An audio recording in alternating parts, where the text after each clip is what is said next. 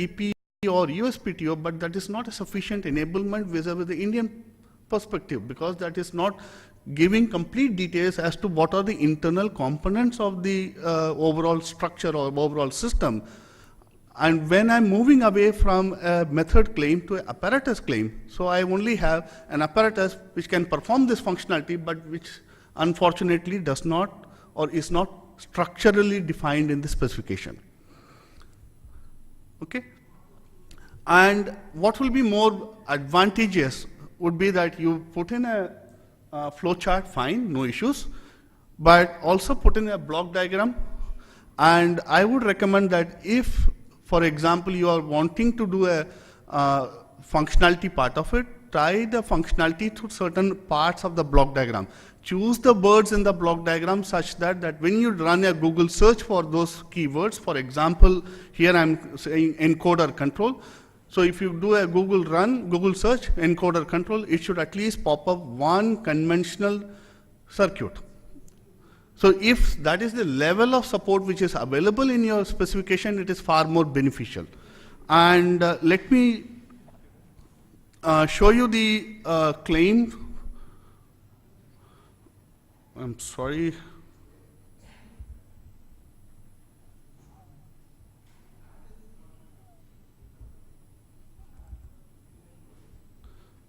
No, I'm really sorry. This is the PDF is not working for me there.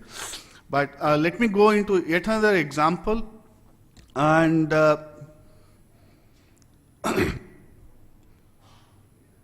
yeah, this will be the more apt for the Indian scenario.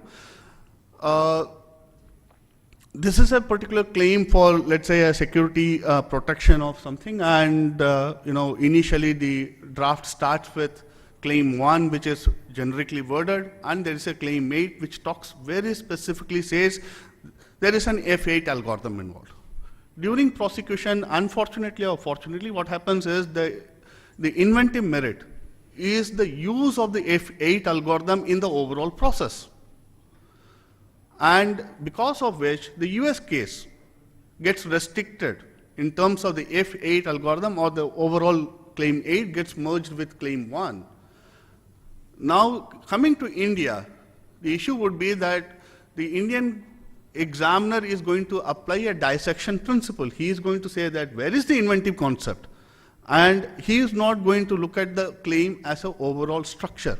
He is going to dissect the claim and say that, fine, where is the inventive concept? Is the inventive concept falling within the proscribed provisions of the Indian Act? If the answer to that is yes, then the overall claim, even if it is technically implemented, even if it has just an application of an algorithm, while I'm not claiming the overall algorithm, still it is going to be, a tough time for the prosecutor out there.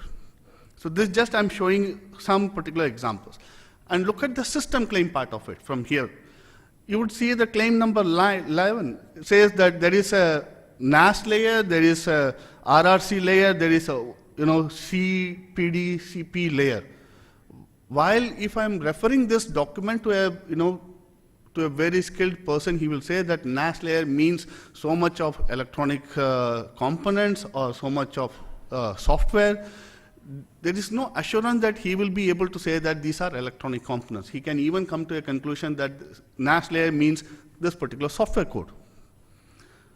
On the other hand, if the same claim is written out in a different sense, saying that, okay, circuits implementing NAS functionalities, it is far more better off. And if we can, show some particular example saying that, please refer to Google page number that to say that what are the circuits which implement a NAS functionality, it will be far more beneficial. Even if it is not available in this time, at the time of filing the specification, still if this could be provided during the prosecution is still okay, I would believe. So while people or while the patent office manual talks about technical problem being solved, in a case which is similar to this one, where we are talking about an algorithm and which during prosecution has to be inserted into the main claim for the purposes of proving novelty and inventive step, it will be quite problematic for us. Okay? So what I would suggest is, even if you are relying upon some sort of methodologies, please give some circuit diagrams, or please use words which when when we do a Google search for them, it will land up in getting a proper circuits out there. Now coming to the other sector, which is the pharma one, the most problematic sections are 3D, E, I, and 10.4 put together, all of them. And the worst case scenario is, I would say that when I'm claiming a new form of a known substance,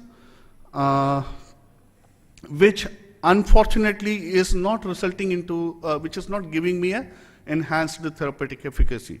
The reason why that's the most problematic is we have the Novartis case, which the Supreme Court has settled and says that enhanced therapeutic efficacy is mandatory, and we cannot rely upon any other factor or any other proof, any other improvement to show that the case is patentable.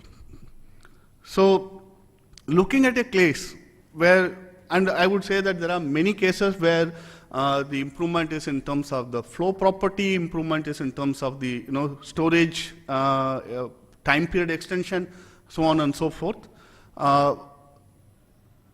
Let me dissect it into two places. One is a storage or a term life improvement, and the other one is a flowability property improvement. One of the stupidest argument that I have heard from a person is that, fine, let me test the efficacy of the drug after the normal period of the original molecule was supposed to be ending, and let me test it vis-a-vis the new molecule, new form. I'm not going to say that it is only the term extension. I'm going to compare it. Let's say the original drug was supposed to expire after 12 months. I'm going to test the efficacy of the same original molecule after 15 months, and I'm going to test the efficacy of my molecule after 15 months. And the data will be saying that efficacy after 15 months, here is a differentiation efficacy. While people may be, tending to believe that how far this will be accepted by the patent office. But let me consider the other case where it is a straightforward flow property improvement. Unfortunately, that new form, which is having enhanced flow property, is, as per the Novartis case, not patentable. So what we are left out is to go for a composition claim. When I'm going for a composition claim, the problem is, if I'm claiming the composition as this novel form plus some excipient and not defining the excipient, we have enough case laws which say that this is an admixture. So it is not sufficient for me to just simply say it excipient. Even if I insert weight percentage of the active pharmaceutical ingredient and say that the remaining excipient is, let's say, X amount, it is still not sufficient, because once again, they don't provide an enhancement, or I would say they don't provide a synergistic effect out there. Unexpected synergistic effect is not provided out. So one of the ways, while it is quite restricted in terms of the scope of monopoly which is getting granted, but that is what as of now is seemingly patentable in India, is to go down and say that X, which is my, let's say, active ingredient, plus define the excipient in detail. So I would say that E1 is excipient 1, E2 is excipient 2, and so on. I can start off with this, and when I'm looking at a specification for support of this, the spec must be supporting, and also the spec must be telling as to what should be the weight percentage of it. Unfortunately, if the spec is not giving these details, the chances of the patent being granted, even in this restricted form, is quite less. So this is what people have to understand while drafting a application to be filed globally. That this is not that you can just simply file an application and one set of claims and it will go through in all jurisdictions. And while I might wish to start off by putting a claim of this nature, that X plus at least one of A, B, C, and all, wherein the percentage of X is this, at least after few months or few rounds of prosecution, I can, come down to getting something close to this, wherein I have 2 or more ingredients selected from this particular group. This is still at least, envisageable.